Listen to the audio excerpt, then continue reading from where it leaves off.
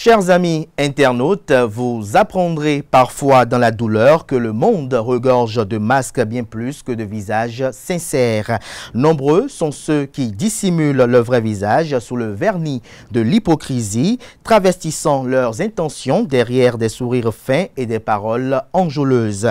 Mais le temps infaillible révélateur saura délester votre route des ombres trompeuses et mettre en lumière les âmes véritables. Car si la foule porte des masques, seuls quelques êtres rares marcheront à vos côtés le cœur nu, dignes de votre confiance et de votre présence. Celui qui façonne ses échanges au gré de ses intérêts, déformant ou maquillant la sincérité en calcul, demeure éternellement étranger à la profondeur des âmes.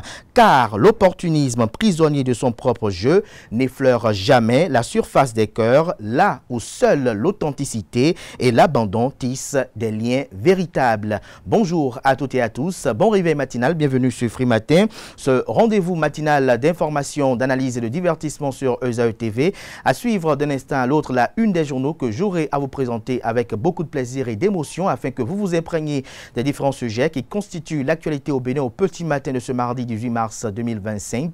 Dans ce bulletin matinal d'information qui sera présenté d'un instant à l'autre juste après ma une des journaux par Francis Olafarami, vous aurez des détails au sujet de la rencontre que le président Patrice Talon a eue avec le président du Conseil économique et social Conrad Gbagidi, une audience à lui accordée au palais de la Marina. On en parle au cours de cette matinale. Vous aurez également à suivre quelques capsules au sujet de la sortie médiatique que Fred Adriano Huenou a eu à faire sur ESAE TV dimanche dernier. Il a eu à opiner sur les acquis de la conférence nationale, leur préservation sous le régime du président Patrice Talon. On parlera également sans nul doute de la deuxième conférence du mois de Ramadan organisée par l'organisation non gouvernementale Secret de la sagesse islamique qui s'est tenue notamment le dimanche dernier. En sport, avec Anaël Vianido, Coton Football Club a concédé le nul 0 but partout face à l'USS Craqué lors de la 22e journée de la Ligue professionnelle. ESAE TV vous propose le résumé de la 22e journée de la Ligue professionnelle. Cela sera également au menu de cette page des sports. On parlera de Michael Poté qui a intégré l'équipe de Coton Sport.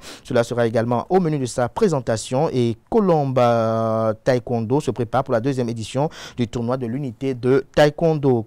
Comme l'en Kanté Amoussou dans sa définition du jour de ce matin nous présente l'expression mano à mano. Les trucs et astuces avec Atifa et Itayolafa nous emportent à la découverte de quelques astuces naturelles pour retirer la rouille des ustensiles de cuisine.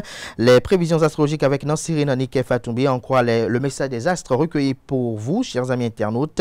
Les natifs du signe Cancer paraissent les plus favorables pour le compte de ce mardi 18 mars.